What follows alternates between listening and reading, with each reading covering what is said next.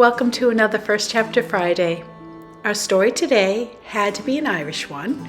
It does take place in Ireland, and it is about the Great Potato Famine. Of course, I'm talking about Nory and Sean, and it's by Patricia Reilly Giff. For Anna Donnelly, who stayed, for the Rileys, who sailed on the Emma Pearl, for the Monahans, who came to 416 Smith Street, for the Haleys, the Cahills, and the Tiernans, who finally had that bit of land, for all of them, my family, for my children and grandchildren, Jim, Laura, Jimmy, and Christine, Bill, Kathy, Billy, Kate, and Connor, Alice, Jim, and Patty, a memory of An Gorta Mór, the Great Hunger. Chapter 1. Someone was calling, Nory! Nory Ryan!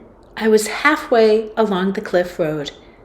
With the mist coming up from the sea, everything on the path below had disappeared. Wait, Nory! I stopped. Sean Red Malin? I called back, hearing his footsteps now.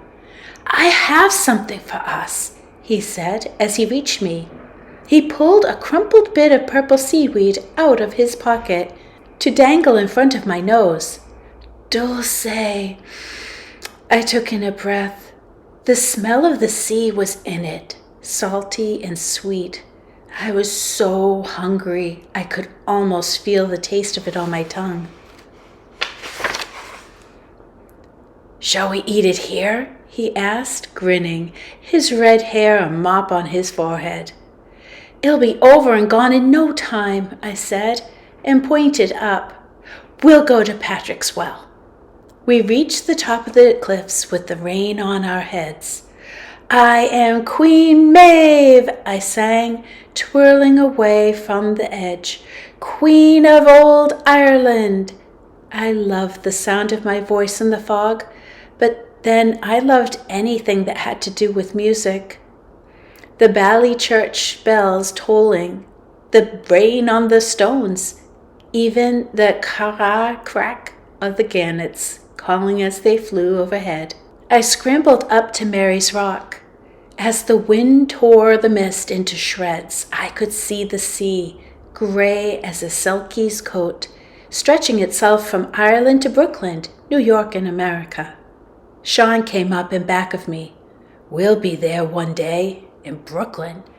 I nodded, but I couldn't imagine it. Free in Brooklyn. Sean's sister, Mary Malone, was there right now. Someone had written a letter for her, and Father Hart had read it to us. Horses clopped down the road, she said, bringing milk in huge cans, and no one was ever hungry. Even the sound of it was wonderful. Brooklyn. The rain ran along the ends of my hair and into my neck. I shook my head to make the drops fly and thought of my da on a ship. The rain running down his long dark hair too. Da, who was far away fishing to pay for the rent. He had been gone for weeks, and it would be months before he came home again. I swallowed, wishing for Da so hard I had to turn my head to hide my face from Sean. I blew a secret kiss across the waves, and then we picked our way up the steep little path to Patrick's Well. We sat ourselves down on one of the flat stones around the well and leaned over to look into the water. People with money threw in coins for prayers, but the well was endlessly deep, wending its way down through the cliffs toward the sea, and it took ages for coins to sink to the bottom. Granda said that might be why it took so long for those prayers to be answered. But not many people had coins to drop into the well. Instead, there was the tree overhead. People tied their prayers to the branches, a piece of tattered skirt, the edge of a collar. I see my mom's apron string, Sean pointed up as he tore a bit of dulce in two and handed me half. I nodded, sucking on a curly edge. I looked up at the tree. The strip of my middle sister Celia's shift was hanging there. Now what did that one want? She had no shame. There it was, a piece of her underwear, left to wag in the wind until it rotted away. Every creature who walked by would be gaping at it. I stood up quickly, moving around to the other side of the well to look down at our glen.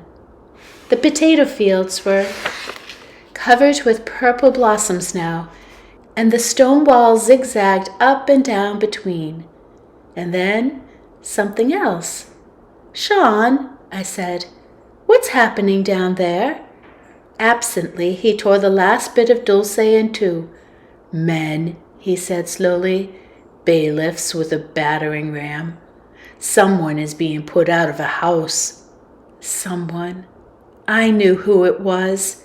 A quick flash of the little beggar Cat Neely, her curly hair covering most of her face, and Cat's mother, who sat in their yard, teeth gone, cheeks sunken, with no money to pay the rent.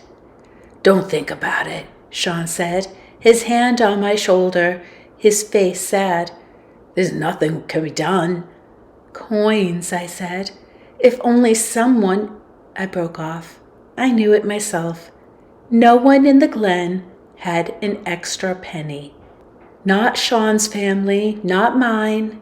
My older sister Maggie and Sean's brother Francie were saving every bit they could to get married, but even that would take years. The dulce on my tongue tasted bitter now. Cunningham, the English lord, owned all of our land, all our houses. He could put any of us out if he wanted, and now it would be Cat and her mother. There was someone who had coin. I knew that. Anna Donnelly. Sean and I were afraid of her. He had said that one of the she might live under her table. I shuddered, thinking of those beings from another world. Tangles of gray hair, bony fingers pointing, crouched in the darkness. Anna had magic in her, too. She could heal up a wen on a finger, or straighten a bone with her weeds, but only when she wanted to. And she hadn't saved my mom the day my little brother Patch was born. That Anna Donnelly, she had a coin. And I was the only one who knew about it. I thought of the day that I stopped near her house. The thatch on her roof was old and plants grew green over the top. And there was Anna outside, teetering on a stool, her white hair in wisps around the edge of her cap. She had peered over her shoulder, her face as wrinkled as last year's potatoes, then held something up before she shoved it deep into the thatch. I had seen it, the glint of it, the shine, the coin. And in my mind now, I could save Cat Neely and her mother, if only Anna would give me that coin. Suddenly my mouth was dry. I turned to Sean. "Thank you for the dulce," I said, and I left him there, mouth open, as I flew down the path away from the cliff. I know that just barely wets the whistle to give you a feel for the place and how absolutely horrible things are becoming. Well, they get much worse.